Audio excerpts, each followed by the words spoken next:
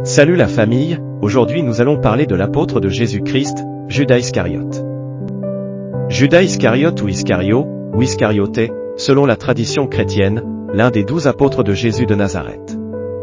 Selon les évangiles canoniques, Judas a facilité l'arrestation de Jésus par les grands prêtres de Jérusalem, qui le menèrent ensuite devant Ponce Pilate. Il figure à travers l'histoire l'archétype du traître.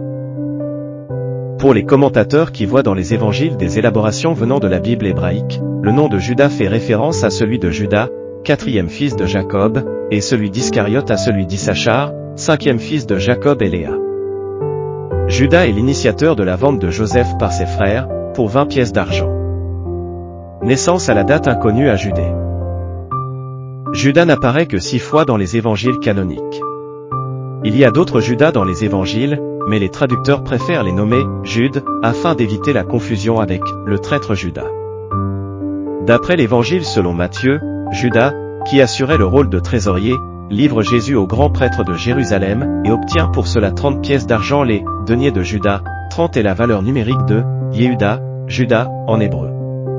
Dans les évangiles synoptiques, Jésus se trouvait au jardin de Gethsémani quand Judas le désigne au garde en l'embrassant.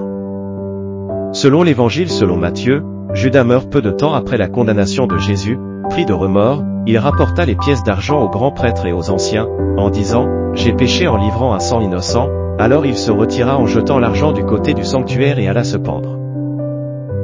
Décès année 30 vers Jérusalem. Cet étouffement par la corde est bien sûr symbolique car en se suicidant Judas a péché contre le Saint-Esprit, que de nombreux auteurs associent au souffle de vie, le lacet, le lien ou la corde. L'achéum est à la fois l'arme du châtiment et l'instrument de la chute, car il est aussi le lien du péché. Sur la trahison de Judas et sur sa mort, les seules informations que l'on ait proviennent de sources chrétiennes. L'historicité de ce personnage reste fragile et ne se fonde sur aucune certitude historique, selon Simon-Claude Mimouni. C'est également l'avis du théologien Jean-Pierre Lémonon. En effet, les récits de la mort de Jésus dans les évangiles ou récits de la Passion sont destinés à l'édification des fidèles lors des pratiques liturgiques et n'ont pas été conçus comme des documents historiques. Merci beaucoup d'être jusqu'à la fin du vidéo, abonnez-vous massivement. God bless.